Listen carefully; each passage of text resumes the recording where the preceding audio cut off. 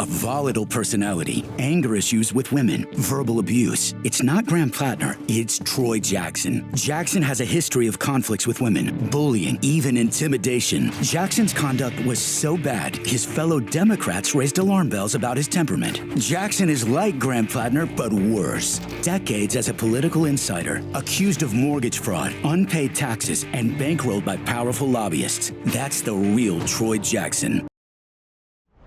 So let's talk about the Party of Democracy in action, because today Democrats chose their new candidate to replace Graham Plattner in Maine, and in typical Democrat fashion, the entire process was completely rigged and undemocratic. Not only did the voters not choose this nominee or have a say in it whatsoever, but even the supposed show convention, the delegate process, was something straight out of North Korea, and the margins, by the way, reflect that, but we love being lectured on democracy by these people. And of course, it shouldn't come as a surprise to many who have been following the situation that indeed the nominee will be far left progressive lunatic Graham Plattner 2.0, a guy by the name of Troy Jackson, which is of course to say that sadly the Transformer, the Decepticon, did not end up securing the nomination. We were really rooting for him, but hey, keep your head up, King. You'll get him next time. You were screwed. But seriously, though, the Democrat establishment screwed this guy right here.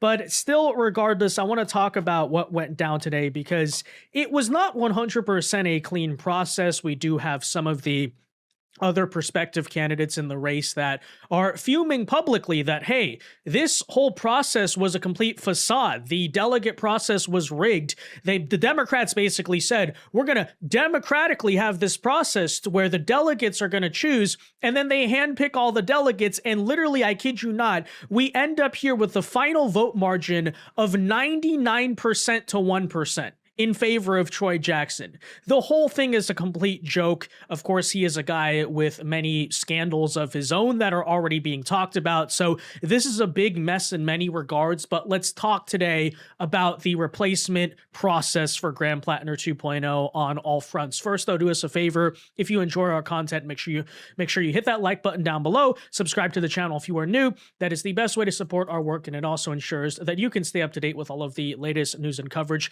And that said, we have a lot to talk about. His scandals, the fact that he arguably may not even be eligible to actually run for this office to begin with. But of course, when has that ever stopped Democrats, the party of doing a lot of illegitimate things with elections? Still, regardless, let's of course start here where the Party of Democracy does democracy, apparently. Kind of get a look at what's going on. The floor here is pretty full in the convention center, and it's not the voters picking this time. It's Democratic delegates. The delegates are going to begin that process here pretty soon. It was supposed to start right off the top of the 9, but people are still flowing in. They're going to vote in what's expected to be a pretty short convention that will wrap around noon at least. So it's 9 now, less than 3 hours to go before they have this all finished out. Former Maine Senate President Troy Jackson is expected to win that nomination. He secured the support of a majority of delegates ahead of the convention, so he came in overwhelmingly the favorite before the votes even begin. Backed by Senator Bernie Sanders, Jackson says he's already raised a decent amount of money. We're talking about $1 million and counting. He was a Republican who switched parties in the early 2000s, went from Republican to independent, and now being a Democrat. He supports progressive policies, including Medicare for all and abolishing ICE, which are the main talking points. Yeah, so as I mentioned, here was the final margin. Troy Jackson ended up securing 566 of the delegates. The second place candidate, Sandra Pelletier, ended up getting 5 delegates. But yes, totally a very transparent process that took place here. It's worth noting too, by the way, that if you want to somehow believe, as ridiculous as it is, that Troy Jackson was such an inspiring guy, he just managed to win the hearts and minds of 99% of the Democrats, that even going into the event, going into the convention, over 80% of the delegates had already pledged their support to Troy Jackson.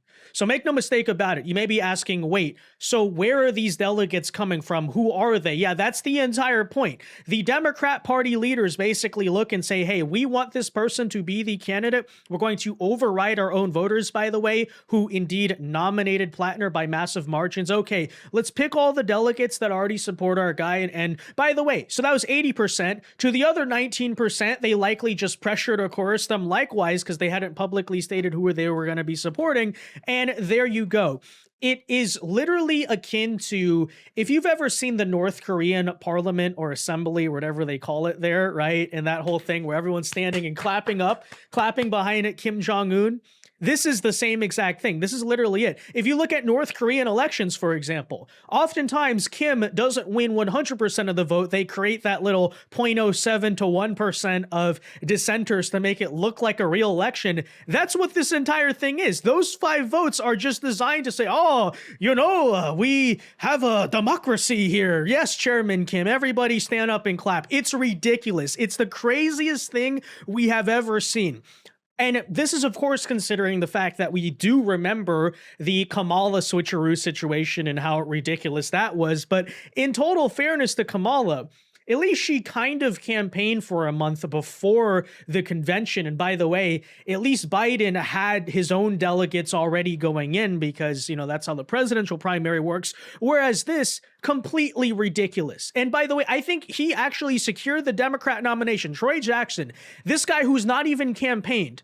Nobody outside of Maine, but probably a lot of people in Maine, nobody really even knows who this guy is, and he just got anointed by North Korea margins. It's a complete joke, so much so that many of his fellow candidates are kind of decrying the process as rather unprofessional, and here are some of their words, right? Quote, I think our expectation was, and there was even some guidance out there that originally at the first step, you're pledging to go as an open-minded delegate and make a thoughtful choice there. So this is what, by the way, not just this guy who is speaking is an Augusta voter and a supporter of another candidate. So this is what a Democrat voter is saying. Basically, we were told this was going to be a transparent and democratic convention. Everyone's going to be open-minded, right?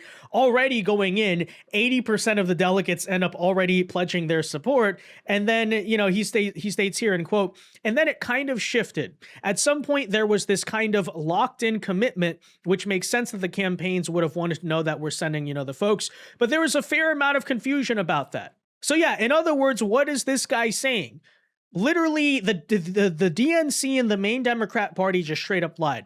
They conned everyone, and as we expected, again, the North Korea-style anointing coming from the Party of Democracy, to which I say, let's not get complacent about anything, obviously, but really, we cannot allow these people to get away with it, okay? Troy Jackson absolutely cannot be allowed to win the Senate seat because the Democrats have done this before, and this is the precedent they're setting. It's actually insane.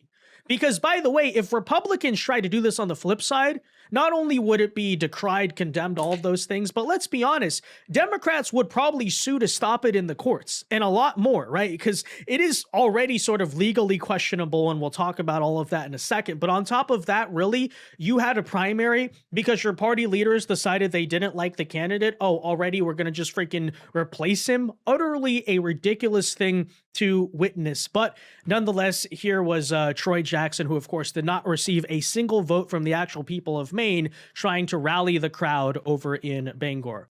Because we're not from the left, we're not from the right, we're from the bottom, and we are rising. Yeah, so first of all, I'm still asking the question of literally who the heck is this guy? Where did they find him? And secondly, did he just admit to being a bottom? That's pretty hilarious. But all kidding aside, again, the hive mind here that all rallied around him was pretty spectacular to watch. It was actually crazier than, if you remember in 2024, how the Democrats all just magically say, oh, Kamala's the person now. Okay, everybody behind Kamala. It was like crazy to watch. But let's not forget, Troy Jackson in himself is the progressive pick. As a matter of fact, he's the very guy that Graham Plattner wanted to replace him. Why? Because he's supported by Bernie Sanders. He's a full-on communist. He wants to abolish ICE, all of those very radical things. And it's worth noting that early on, we did hear some rumblings from the Democrat establishment that this wasn't really the candidate they were favoring for obvious reasons, because remember, for example, the Maine Democrat Party came out and publicly stated, screw Graham Plattner. Graham Plattner will have no voice in choosing the next candidate. Anyone remember that? And then after the Democrat establishment basically figured out either we're not going to be able to pick another candidate or that's not going to fly, I guess, with the crazy far left base, they just stood down. As usual, by the way, in every single case, as we so often point out, here you have another example of the Democrat establishment completely rolling over for the radical left, so much so that, again, the crazy abolish ICE guy gets 99% of the vote. And I asked the question as usual. In that case, who is really in control of the Democrat Party? Is it the allegedly normal, moderate, liberal Democrat establishment, or is it the far left communists who want to abolish ICE, abolish borders, supported by Bernie Sanders, all those things? Well, this margin right here, even from a rigged Democrat state convention, heavily controlled by the Democrat establishment, I think it tells you a lot. So all of that opposition just magically vanished. Here we are at 99%. And indeed, this person, it would appear, pending certain legal challenges, will be the candidate. But it's, of course, worth noting, and we did point this out at the time when Graham Plattner first dropped out, that Troy Jackson himself may not be entirely clean.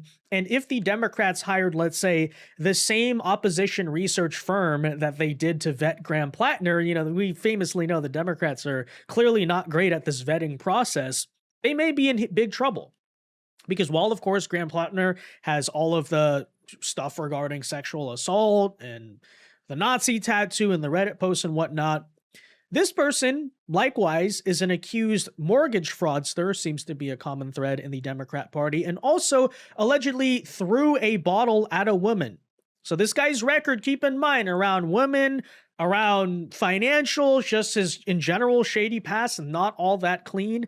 We'll come to find out if that bites him in the end, but just keep an eye on that, because it may appear while the moral character concerns allegedly made them replace Graham Plattner in this election, not sure if this Troy Jackson guy actually lives up to those standards either. However, because now they probably can't switch the candidate for a third time, although I might not hold that I might not put that past them.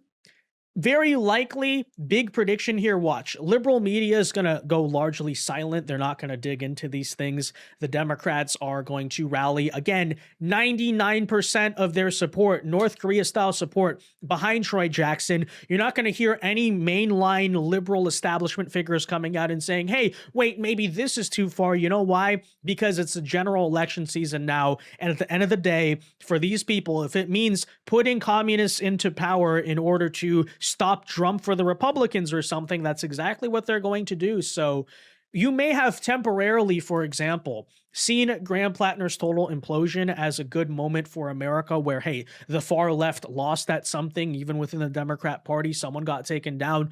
But keep in mind, that's not really true. That's not really the end of the story, because watch as Troy Jackson, a guy with very similar views and accusations and baggage to Graham Plattner, will just have all of this support magically rally behind him, and they're just going to pretend as if none of this ever happened and none of the current accusations exist whatsoever. So that's definitely very predictable, but I do find it to be pretty hilarious. You replace the one guy with massive liabilities and accusations with yet another guy with more massive liabilities and accusations. And the Democrats did come out and publicly state, hey, we've only really had a few weeks to vet him, but we think this is the guy. Would be pretty hilarious. Imagine they dig into Troy Jackson's life and it turns out he's even worse than Plattner.